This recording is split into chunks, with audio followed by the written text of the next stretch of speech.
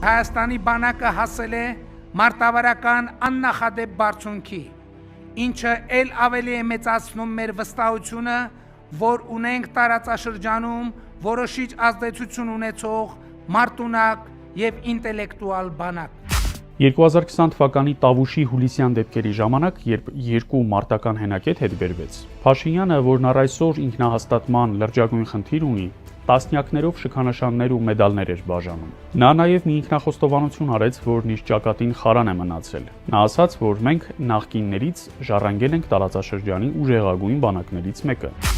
Հուլիսի դեպքերից հետո նա այլ կերպ չէր էլ կարող խոսել, հո չէր ասի, թե իրենք 2 տարում նման բանակ կառուցեցին։ Միգուցե ինքն ուզում էր պատերազմում հաղթել, բայց ցանկանալը մի բան է, կարողանալը այլ։ Առավելևս նա ամեն ինչ արել էր պարտությունը մոտեցնելու համար։ 2018 թվականին Փաշինյանի իշխանության բերվելուց հետո տեսանելի էր, որ բանակը տարվում էր պարտության։ Դա արվում էր սխալ որոշումներով, կադրային քաղաքականությամբ, ոչ ճիշտ սպառազինության գնմամբ, փորձառու հրամանատարներին պաշտոններից ազատելով, մոտիվացիան փոխելով։ Առաջին պատերազմում մենք Ադրբեջանին հաղթեցինք 2 կարևոր գործոնի առավելություն ունենալով։ Առաջինը մոտիվացիան էր, այսինքն թե հոգեբանորեն որքանով է պատրաստ զոհվելու կռվի մեջ։ Երկրորդը պրոֆեսիոնալ մարտի կառավարումը զինվորականների կողմից։ Այդ առավելությունները մենք ունեինք, եւ երբ սրանք սկսեցին բարձրաձայնել, թե մեր տղաները զոհվել են հանուն ոչնչի, դա թիկունքից հարված էր։ Դու գնում ես հայրենիքդ պաշտպանելու, բայց զոհվելը դառնում է հանուն ոչնչի, այսինքն պետք չէ գնալու զոհվել։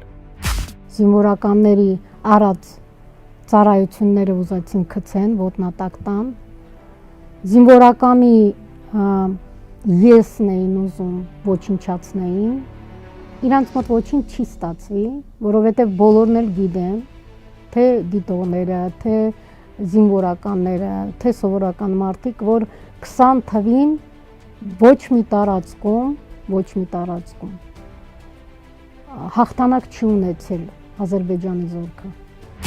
Միգուցե Փաշինյանը կարծում էր, թե կարող է եւ հաղթել, միգուցե այդպիսի ներքին ընկալում ուներ, բայց այն քայլերը, որոնք գործեց պատերազմի ժամանակ, լրիվ հակառակ տրամաբանության մեջ էին։ Եթե անգամ իր անմեղության կանխավարկածի համաձայն ընդունենք, թե նա ուզում էր, որ Հայաստանը հաղթի, փաստն այն է, որ պարտվելուց հետո նա ամբողջովին իրեն, իր կառավարությանն ու կուսակցության ղեկավար կազմին փորձեց Արցախից որքան հնարավոր է հեռու դնել։ Ասում է, թե իբր կենտրոնացած է միայն Հայաստանի Հանրապետության ապագայի վրա, բայց կենտրոնանալը կառավարման հետ բացարձակապես կապ չունի։ Կառավարումը գիտությունների գիտությունն է, երկրի թիվ 1 դեմքը կառավարիչ է, եւ այն օղակը, որն իրականացնում է այդ գործառույթը, կոչվում է կառավարություն։ Ինչ կապ ունի նրա կենտրոնանալը կառավարելու հետ։ Նրա կուսակից թմրամոլ ընկերներն էլ, որոնք այդ մոլությունից հետ չեն կանգնել, կարող են ժամերով մի կետի վրա կենտրոնանալ, հետո ինչ։ Փաշինյանը երկիրը չի կառավարում, նրան ընդամենը տրված է իշխանություն եւ նա ցանկացած քայլ կարող է անել, օրենք խախտել, բայց որևէ պատասխանատվության չընթարկվել։ Ցանկացած երկրում, եթե ոտնահարվում են սահմանադրությունը, օրենքները,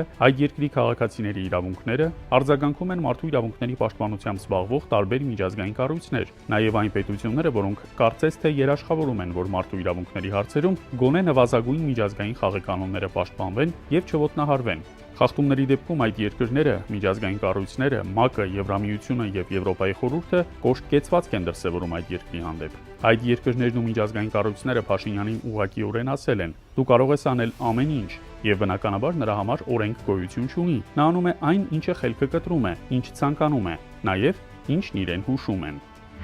Այս իշխանությունը պատերազմ բերել երկրի գլխին։ Այս իշխանությունը պատճառ դարձել Հայաստանի բնորանի, հայկական բնորանի կրճատման։ Այս իշխանությունն է պատճառ դարձել